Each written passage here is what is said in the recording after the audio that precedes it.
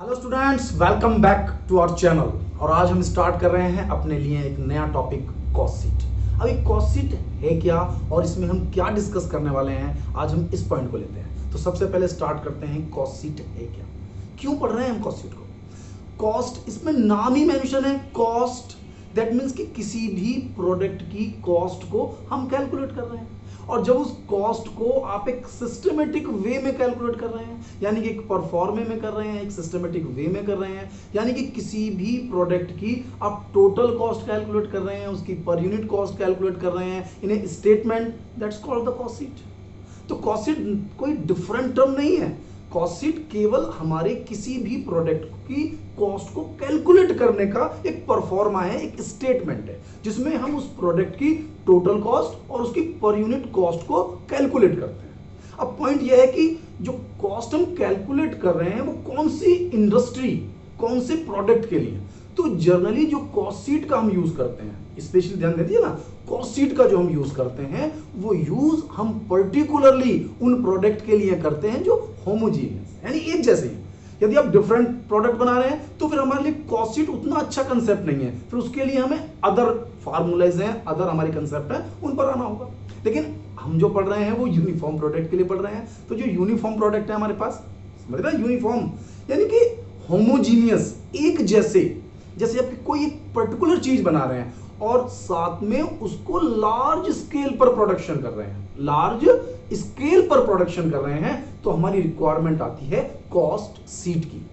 ठीक है, तो अब यहां पर मैंने आपको दो टर्म बताए, एक तो टोटल कॉस्ट निकाल रहे हैं और एक कॉस्ट पर यूनिट निकाल रहे हैं। अब ये पर यूनिट क्या है, अब देखिए हर चीज के लिए अलग, अब बना क्या रहे हैं उसके अकॉर्डिंग यूनिट है ना।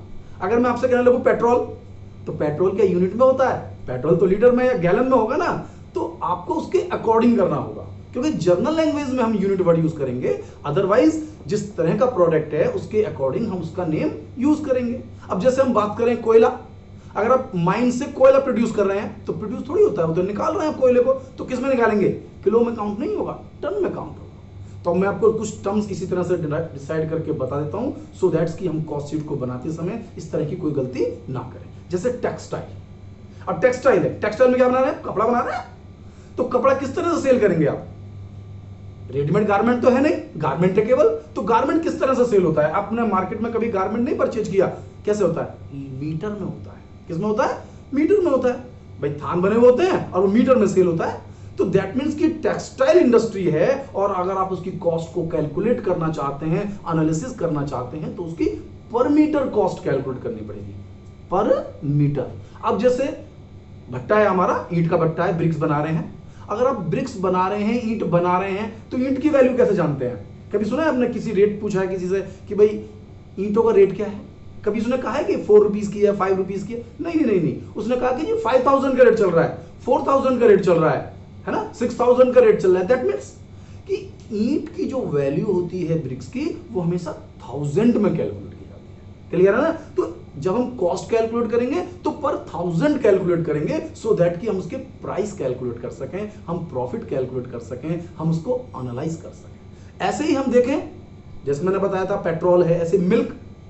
अब मिल्क तो सभी लोग यूज कर रहे हैं कंटिन्यू, डेली आपके यहाँ आता होगा, तो किस तरह से कंसिडर होता है, किलो में, गलत लैंग्वेज है, लीटर में काउंट होता है। किसमें काउंट होता है, लीटर में। जितनी भी लिक्विड चीजें हैं वो लीटर में होती हैं, और अगर बड़ी लार्ज क्वांटिटी में है तो फिर वो बैरल में यूज होती है। बैरल और जो हमारा लीटर होता है, ये उसके जो मेजरमेंट्स हैं। अब इन्हीं मेजरमेंट्स में आप देख लें, शुगर, चीनी, तो चीनी किस में काउंट होती है, पर केजी। जब आप खरीदते हैं तब पर केजी है, लेकिन अगर इंडस्ट्री उसे बनाएगी तो क्विंटल में बनाएगी। किसमें बनाएगी, क्विंटल में। अब सीमेंट बना रहे हैं तो सीमेंट किसमें बनाएंगे, सीमेंट बनाएंगे टन्स में। सीमेंट किसमें बनाएंगे, टन्स में। अब सीमेंट किलो में थोड़ी होता है, सीमेंट का तो पूरा कट्टा होता है, वो सेल होता है, तो किसमें होता है, वो टन में होता है। ठीक है, अब लिक्विड बता दिया, मतलब वाइन हुआ, पेट्रोल हुआ, मिल्क हुआ, तो स्पेशली मिल्क तो लीटर में हो गया। पेट्रोल है आप गैलन में ले सकते हैं, वाइन है गैलन में ले सकते हैं। अब स्टील है, स्टील, तो स्टील किसमें होगी, अब स्टील के आप सोचते हैं किलो में सेल हो रही है, कह दीजिए स्टील का रेट भी हमारे यहाँ क्विंटल्स में और टनों में होता है, क्योंकि स्टील की बहुत बड़ी इंडस्ट्री होती है, आयरन इंडस्ट्री होती है, तो हम उसे टन में काउंट करते हैं। ठीक है। माइंस में निकलने वाली चीजें टन्स में होंगी, जो लार्ज स्केल पर वेटेड चीजें होती हैं वो टनों में होती हैं, जो लिक्विड हैं वो लीटर में या गैलन्स में होती हैं। तो ये थ्योरेटिकली है, जब आप न्यूमेरिकली सॉल्व कर रहे होंगे तो वहां तो मेंशन करेगा you have to calculate the cost sheet या prepare cost sheet and prepare find out cost per 1000 brick, cost per litre, metre, किसी भी चीज के लिए वो मेंशन करेगा, तो इतना कंफ्यूजन नहीं होगा, बट आपकी नॉलेज स्ट्रांग होनी चाहिए। अब ये कॉस्ट शीट कैसे बनाते हैं, अब इस कॉस्ट शीट को समझिए। कॉस्ट शीट दो तरह से बनती है, एक होती है historical cost sheet. Historical cost sheet, historical cost sheet मतलब कॉस्ट शीट का वो परफॉर्मा जो कॉस्ट कंसीडर हो चुकी है, जो कॉस्ट इनकर्ड हो चुकी है, जिस कॉस्ट को हम कर चुके हैं, जो खर्चा हम कर चुके हैं, अगर उस खर्च किए हुए अमाउंट की कॉस्ट शीट बना रहे हैं, यानी कि पहले आप एक्सपेंसेस कर चुके हैं एंड आफ्टर दैट आप उसे कैलकुलेट कर रहे हैं, आप उसकी कॉस्ट को कंसीडर कर रहे हैं, तो हम उसे कहते हैं हिस्टोरिकल कॉस्ट शीट। क्या कहते हैं? Historical cost sheet. और एक होता है हमारे पास एस्टिमेटेड, एक्सपेक्टेड। ये यूज करते हैं हम टेंडर प्राइस, कोटेशन निकालने के लिए। कुछ मूवीज देखते हैं ना, मूवीज देखे होंगे, सीरियल्स देखे होंगे, तो उसमें नहीं होता कोटेशन, टेंडर पास हो गया, हाँ जी मेरा टेंडर निकलने वाला है। तो क्या है वो? एक एस्टिमेटेड कॉस्ट शीट है जो हम अपनी प्रोडक्ट की, अपनी सर्विसेज की, अपनी गुड्स की उस इंडस्ट्री को लिए या उस पर्टिकुलर पर्सन के लिए बनाकर देते हैं जिसको हमारी प्रोडक्ट की रिक्वायरमेंट है। तो वो क्या एक्चुअल थोड़ी है, वो तो एस्टिमेटेड है। तो एस्टिमेटेड कॉस्ट शीट और एक्चुअल, तो एक्चुअल किस पर बेस है? उसको हम कहते हैं हिस्टोरिकल कॉस्ट शीट। तो इसमें आपको सॉल्व करने के लिए एक पूरा परफॉर्मा मेंटेन करना पड़ता है, जिसमें आपको बताना होगा कि आपने किस किस चीज को कितना कितना इंक्लूड किया है, और आप एक्चुअल निकाल रहे हैं तो एक्चुअल में जो आपका खर्चा आया उसको एक सिस्टमेटिक वे में आपको सॉल्व करना होगा। डिफरेंट डिफरेंट कॉस्ट हम इसमें कैलकुलेट करते हैं, जैसे prime cost, factory cost, office cost, ठीक है ना, production cost, total cost and then sales, profit. ये सब पूरा एक परफॉर्म है, एक सिस्टम में हमारा होना चाहिए। यदि सिस्टम में नहीं है तो हम नहीं बना सकते। अभी कॉस्ट शीट को भी तीन तरीके से बनाते हैं भाई। एक तो कॉस्ट शीट बना लेते हैं, एक प्रोडक्शन अकाउंट बना लेते हैं, प्रोडक्शन स्टेटमेंट, और एक बनाते हैं प्रोडक्शन अकाउंट। यानी कि अकाउंट के फॉर्मेट में भी हम कॉस्ट शीट तैयार करते हैं, क्योंकि एक्चुअल डाटा है भाई, एक्चुअल डाटा है, आप उसे अकाउंट में फीड कर लीजिए, बात तो वहीं की वहीं।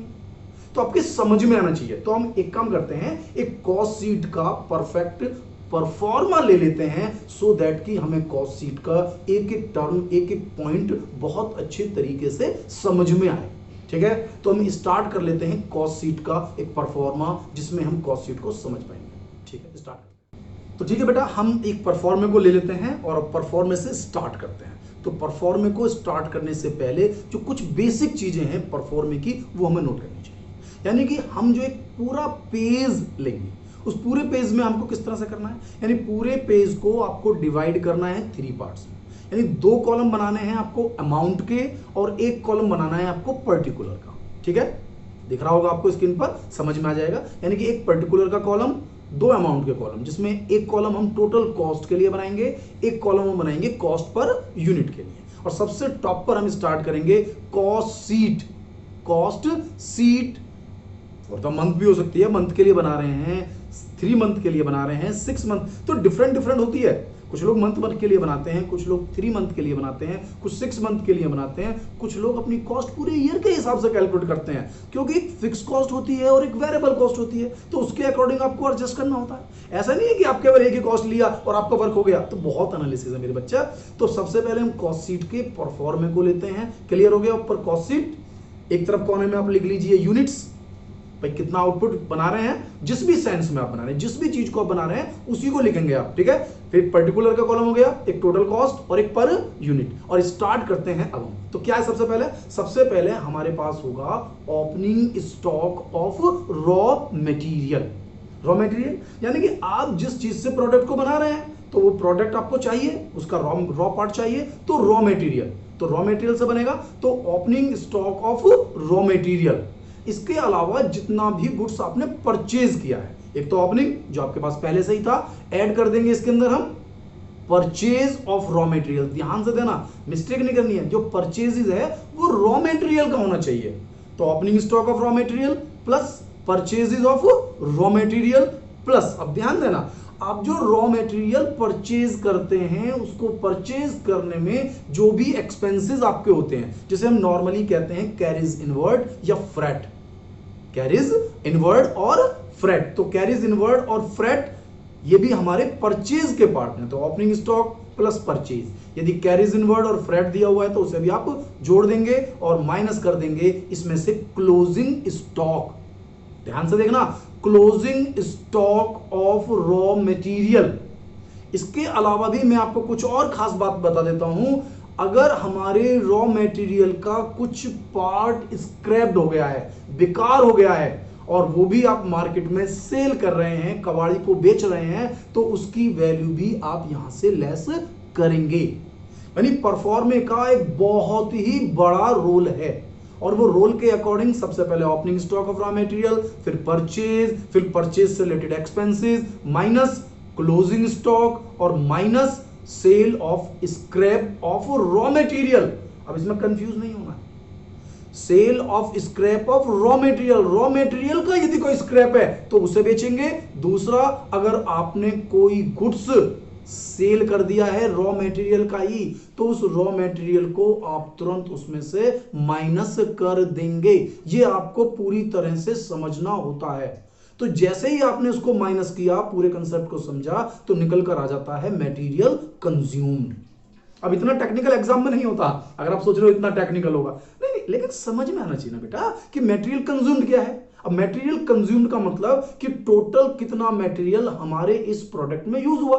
तो उसमें क्या है भाई, उसमें ओपनिंग स्टॉक हो गया, परचेज हो गया, परचेज से रिलेटेड एक्सपेंसेस हो गए, लेस क्लोजिंग स्टॉक हो गया। जनरल तो यही होता है। लेकिन कोई भी ऐसा कोई चीज जो रॉ मटेरियल से रिलेटेड है, रॉ मटेरियल का वेस्टेज है, रॉ मटेरियल का एबनॉर्मल वेस्टेज है, एबनॉर्मल वेस्टेज जिसको डिस्कस करना पड़ेगा कि भाई एबनॉर्मल वेस्टेज क्या है। दो तरह के वेस्टेज होते हैं, एक नॉर्मल वेस्टेज और एक होता है एबनॉर्मल वेस्टेज। नॉर्मली जो होता ही है, जो सबका होता है, अगर इसी तरह की कोई भी इंडस्ट्री ओपन करता है, इस तरह का वर्क कोई भी कर रहा है, तो वो तो वेस्टेज होना ही है, उसको कोई नहीं रोक सकता, वो नॉर्मल वेस्टेज है। और एक एबनॉर्मल वेस्टेज, एबनॉर्मल जो हमारी लापरवाही के कारण हुआ है, हमारे इंप्लॉइज की लापरवाही के कारण हुआ है, तो इस तरह का जो वेस्टेज होता है उसे हम कहते हैं एबनॉर्मल। तो यदि एबनॉर्मल है तो माइनस करेंगे आप उसे, क्योंकि उसे हम कॉस्ट का पार्ट नहीं मानेंगे। तो कहीं भी कोई भी एबनॉर्मल वेस्टेज को हम कॉस्ट का पार्ट नहीं मानते, ये आपको स्टार्टिंग से ही ध्यान में रखना है।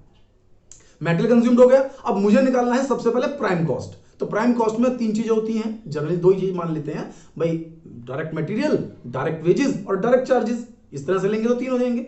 तो हमारे पास डायरेक्ट मटेरियल निकाल लिया हमने, मटेरियल कंज्यूम। अब इसमें ऐड कर देंगे डायरेक्ट वेजेस और चार्जेबल एक्सपेंसेस, डायरेक्ट वेजेस और चार्जेबल एक्सपेंसेस। तो निकल कर आ जाएगा हमारे पास प्राइम कॉस्ट। क्या निकल के आ गया? Prime cost. यानी कि क्वेश्चन का पहला पार्ट यानी प्राइम कॉस्ट निकल कर आ गया। अब इस प्राइम कॉस्ट से अब हम आगे बढ़ेंगे, यानी कि इस प्रोडक्ट को बनाने की प्राइम कॉस्ट ये है। प्राइम कॉस्ट में केवल डायरेक्ट एक्सपेंसेस आते हैं, और इसके बाद परफॉर्मे के बाद हम फिर दोबारा डिस्कस करेंगे कि कौन कौन से एक्सपेंसेस प्राइम कॉस्ट में आ सकते हैं या बाकी कॉस्ट में आ सकते हैं। अभी पहले परफॉर्मा क्लियर कर लेते हैं। इसके बाद हमारे पास आते हैं हम फैक्ट्री ओवरहेड्स के लिए, फैक्ट्री एक्सपेंसेस। अब कुछ एक्सपेंसेस को जो बारीकी से आपको समझना है, टर्म्स को समझना है। दो टर्म्स होते हैं, एक होता है ओवरहेड। ओवरहेड, तो ओवरहेड हमेशा एक्सपेंसेस को कहते हैं। मैंने कहा फैक्ट्री ओवरहेड्स, तो दैट मींस फैक्ट्री एक्सपेंसेस। तो इसके अंदर हम ऐड करेंगे फैक्ट्री ओवरहेड या फैक्ट्री एक्सपेंसेस। अब फैक्ट्री ओवरहेड्स का एक नाम और होता है वर्क्स एक्सपेंसेस। क्या नाम होता है? Works expenses. तो चाहे फैक्ट्री कहूं, चाहे वर्क्स कहूं, एक्सपेंसेस कहूं या ओवरहेड कहूं, एक ही बात है।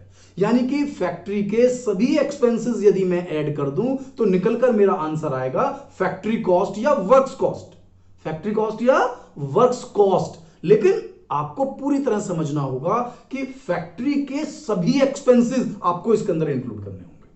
फैक्ट्री के सभी एक्सपेंसेस आपको इसके अंदर इंक्लूड करने होंगे। सारे एक्सपेंसेस रिलेटेड टू फैक्ट्री आपको ऐड करने होंगे। इसके अलावा कोई स्क्रैप जो आप फैक्ट्री से सेल कर रहे हैं, मटेरियल का सेल नहीं, मटेरियल का तो मैंने प्राइम कॉस्ट हटा दिया, कोई और जो फैक्ट्री के अंदर से आप स्क्रैप सेल कर रहे हैं, वो स्क्रैप इसमें से माइनस हो जाएगा। क्या हो जाएगा? स्क्रैप माइनस हो जाएगा। यानी फैक्ट्री के सभी एक्सपेंसेस आप जोड़ देंगे, चाहे वो फैक्ट्री ओवरहेड्स हैं, फैक्ट्री से रिलेटेड, फैक्ट्री की मशीन्स हैं, जैसे बहुत सारी चीज हो सकती हैं, डेप्रिसिएशन हो सकता है मशीन का, लिखा हुआ ना आपके पास, depreciation of factory, depreciation of building, repair of machine, building, तो सब चीजें क्या है, जो भी खर्चा आपको फैक्ट्री में करना पड़ रहा है, ठीक है, तो वो सभी किसका पार्ट है, फैक्ट्री एक्सपेंसेस का। तो सबको ऐड कर लेंगे, स्क्रैप माइनस कर देंगे, और जो एक खास बात जो आपको माइंड में बिल्कुल फीड करनी है, यानी कि कॉस्ट शीट को पढ़ें तो इससे पहले, यानी पूरी कॉस्ट शीट में नहीं, पूरी कॉस्ट में भी यूज होगा। 3 तरह के स्टॉक होते हैं हमारे पास, 3 टाइप्स के स्टॉक होते हैं। एक रॉ मटेरियल का स्टॉक होता है, और एक WIP वर्क इन प्रोग्रेस का स्टॉक होता है, और एक होता है क्लोजिंग स्टॉक और ओपनिंग स्टॉक फिनिश्ड के। हो गए 3, एक रॉ मटेरियल का, एक WIP का, और तीसरा है फिनिश्ड गुड्स का। तो रॉ मटेरियल का हमने यूज कर लिया मटेरियल कंज्यूम निकालने में, और फैक्ट्री कॉस्ट निकालने के लिए आपको WIP का ओपनिंग स्टॉक ऐड करना होगा और क्लोजिंग स्टॉक माइनस करना होगा, तब निकल कर आएगी आपकी टोटल फैक्ट्री कॉस्ट। ठीक है, कभी कभी 4 मार्क्स में मैं आपसे क्वेश्चन पूछ सकता हूं, पूछा जा सकता है यूनिवर्सिटीज में इस पॉइंट्स पर कि what is the difference between factory cost और फैक्ट्री ओवरहेड। अब कंफ्यूज नहीं होना, फैक्ट्री ओवरहेड्स केवल और केवल फैक्ट्री के एक्सपेंसेस हैं, जबकि फैक्ट्री कॉस्ट फैक्ट्री के एक्सपेंसेस और प्राइम कॉस्ट का टोटल है। फैक्ट्री कॉस्ट, प्राइम कॉस्ट और फैक्ट्री एक्सपेंसेस का टोटल है, ठीक है, जबकि फैक्ट्री ओवरहेड्स केवल एक्सपेंसेस हैं। और जैसे ही आपकी फैक्ट्री कॉस्ट निकल जाती है या वर्क्स कॉस्ट निकल जाती है, एक ही बात है, उसके बाद हम कंटिन्यू करते हैं ऑफिस की तरफ। अब इसमें ऐड करते हैं हम ऑफिस ओवरहेड्स।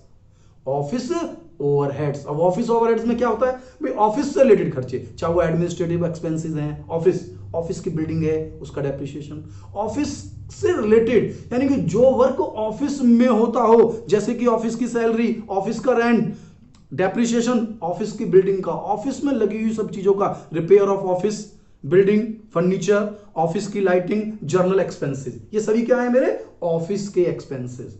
तो ये सभी ऑफिस के एक्सपेंसेस अगर मैं ऐड कर दूं, किस में ऐड कर दूं, फैक्ट्री कॉस्ट में, जो मैं पहले ही निकाल चुका हूं, इस पर फॉर्मूले के अकॉर्डिंग आ रही है ना। तो फैक्ट्री के एक्सपेंसेस को ऐड करते ही जो आंसर आता है उसे हम, मतलब फैक्ट्री नहीं, ऑफिस के, फैक्ट्री तो जोड़ लिया मैंने, फैक्ट्री कॉस्ट आ गई। अब फैक्ट्री कॉस्ट के बाद इसमें ऑफिस के सारे एक्सपेंसेस ऐड करने के बाद निकल कर आएगा मेरे पास ऑफिस कॉस्ट। क्या निकल कर आएगी, ऑफिस कॉस्ट या cost of production, cost of production, इस पर ध्यान दीजिए, क्या निकल कर आएगा, कॉस्ट ऑफ प्रोडक्शन। तो कॉस्ट ऑफ प्रोडक्शन या ऑफिस कॉस्ट। अब एक क्वेश्चन बनता है, what is the difference between factory cost and factory overheads.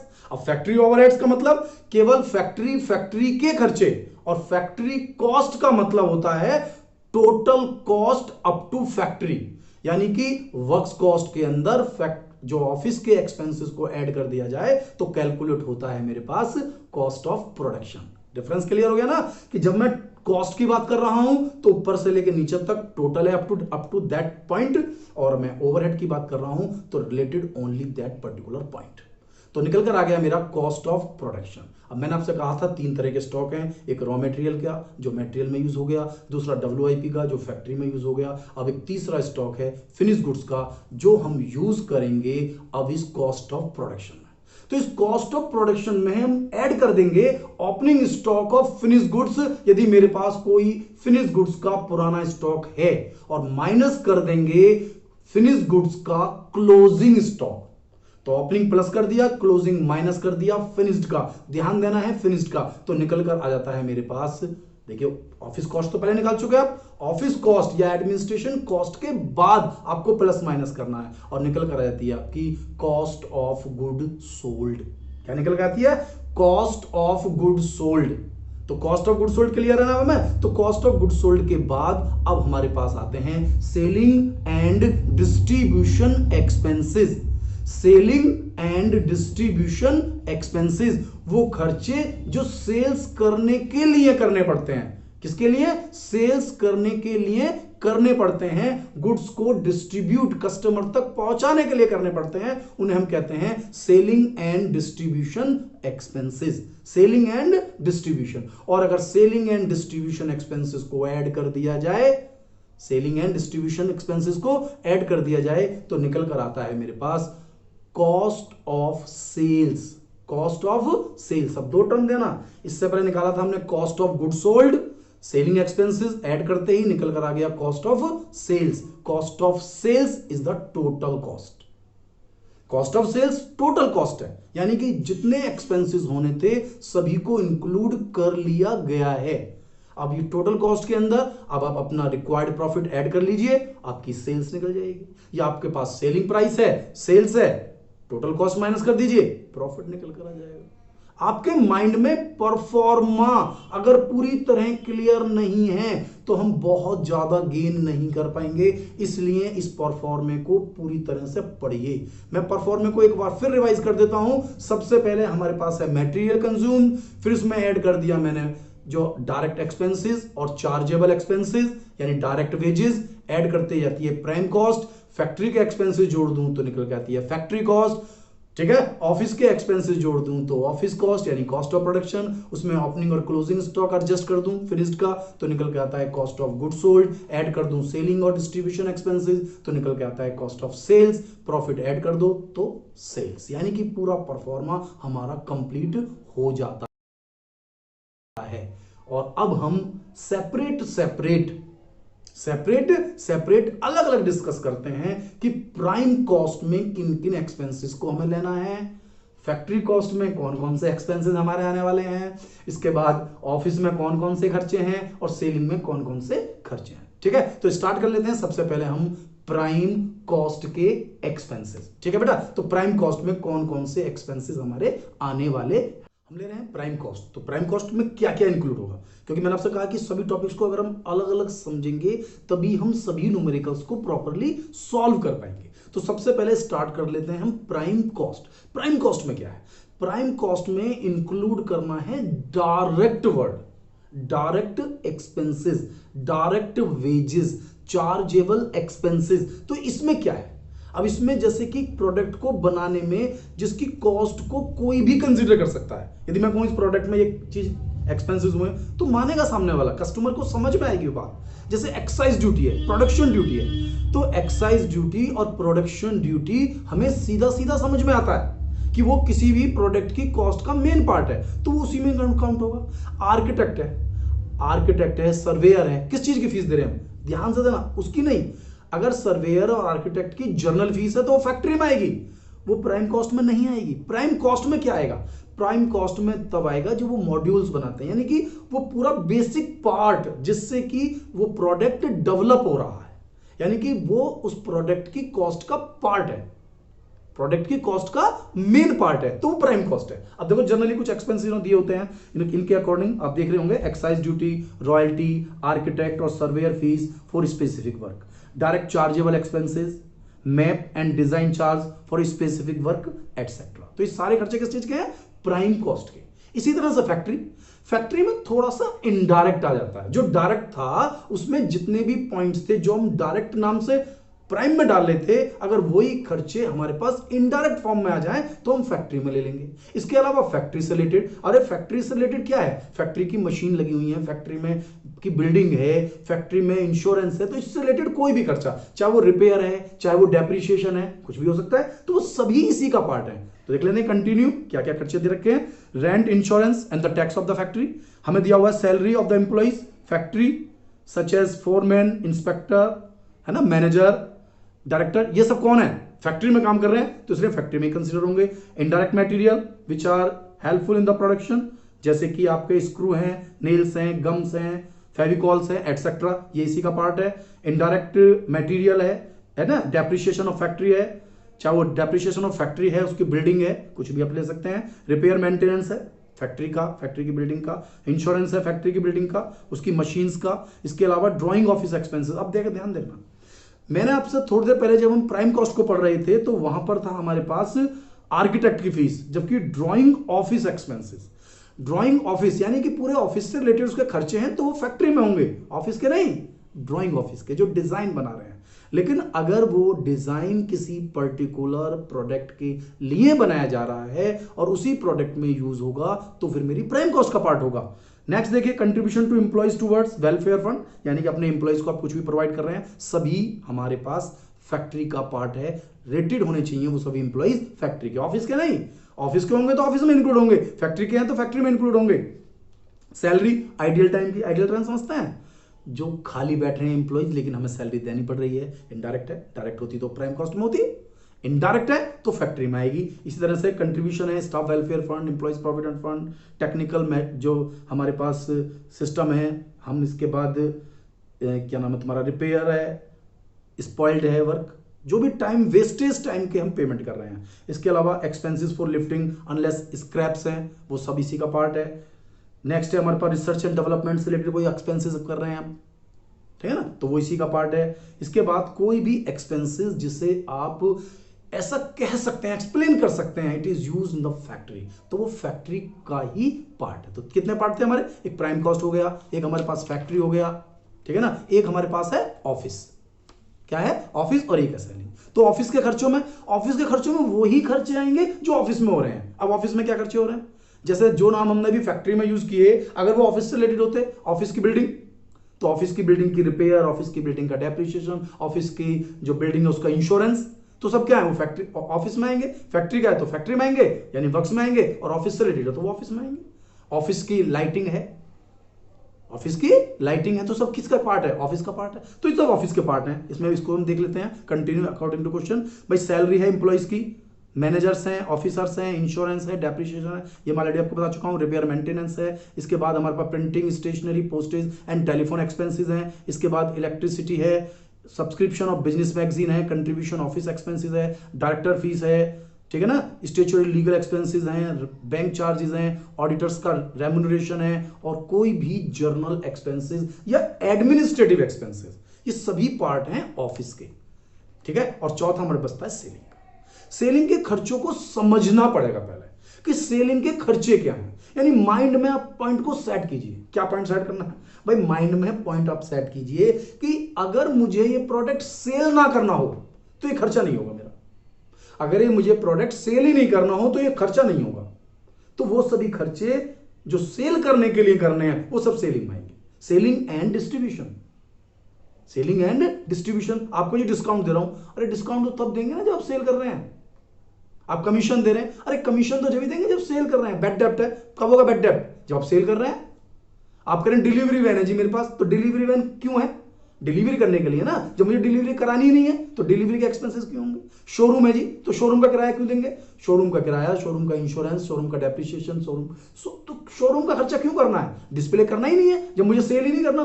तो ध्यान देना है कि जो सेल करने के लिए आपको जो एक्सपेंसेस करने हैं वो सब सेलिंग एक्सपेंसेस का पार्ट है। तो देख लेते हैं इन एक्सपेंसेस को भी, कौन कौन से एक्सपेंसेस हैं। इसमें दिए हुए हैं आपको सैलरी एंड कमीशन, जो भी आपके पास एजेंट काम कर रहे हैं, शोरूम में काम कर रहे हैं, ट्रेवलर्स हैं, इन सभी का। इसके बाद expenses of demonstration of showroom, advertisement आप करा रहे हैं, कैटलॉग्स बना रहे हैं, लिस्ट बना रहे हैं, सैंपल्स बना रहे हैं, ठीक है ना, मैनेजमेंट के खर्चे हैं जो ब्रांचेस बना रहे हैं, रिबेट्स दे रहे हैं, डिस्काउंट दे रहे हैं, लीगल एक्सपेंसेस दे रहे हैं, बैड डेप्ट को रियलाइज करने में कोई एक्सपेंसेस हो रहा है, टेंडर्स दे रहे हैं, जो कोटेशन में बना रहे हैं टेंडर्स, वो किसके लिए बना रहे हैं, बेचने के लिए। भाई कॉस्ट शीट तो आप प्रोडक्ट की कॉस्ट कैलकुलेट करने के लिए बना रहे हैं, आप टेंडर्स बना रहे हैं उनके लिए जो एक्सपेंसेस हो रहे हैं, तो किसका पार्ट है वो, इनडायरेक्ट, तो वो सेलिंग का पार्ट है, तो सेलिंग में आएगा। इसके अलावा कैरीज ऑन ट्रांसपोर्टेशन है, टेंडर्स बता दिया मैंने, गोडाउन के एक्सपेंसेस हैं, पैकिंग मटेरियल है, तो एक्सपेंस रिलेटिंग टू मेंटेनेंस और डिस्ट्रीब्यूशन ऑफ, मतलब किस चीज का रिपेयर मेंटेनेंस, वो डिस्ट्रीब्यूशन वैन, जो गाड़ियां जो आपके गुड्स को सप्लाई कर रही हैं, दैट मीन्स कि गुड्स को अगर मुझे सेल नहीं करना होता तो एक्सपेंसेस नहीं करने होते। तो ये सभी एक्सपेंसेस इंक्लूड करूंगा सेलिंग में, जो सेल्स के कारण हो रहे हैं, उनके कारण सेल हो रही है, वो कर रहा हूं तो सेल्स हो रही है, सेल्स के लिए जो एक्सपेंसेस कर रहे हैं वो इसका पार्ट है। तो हमारा पूरा परफॉर्मा क्लियर होता है, हमारी कॉस्ट शीट का पूरा सिस्टम क्लियर होता है। और नेक्स्ट वीडियो में हम कुछ और टॉपिक्स के पॉइंट्स को लेते हुए, कुछ न्यूमेरिकल्स लेते हुए अगली वीडियो में हम आपसे मिलते हैं। तो आपको ये वीडियो कैसी लगी, वीडियो को लाइक करें, चैनल को सब्सक्राइब करें, और बहुत जरूरी है अगर आपने अभी तक बेल आइकन प्रेस नहीं किया है तो बेल आइकन प्रेस कर लें, क्योंकि नई जो वीडियोस हैं वो आपको तभी मिल पाएंगी जब आपने बेल को आइकन प्रेस किया होगा। थैंक यू, मिलता हूँ नेक्स्ट वीडियो में।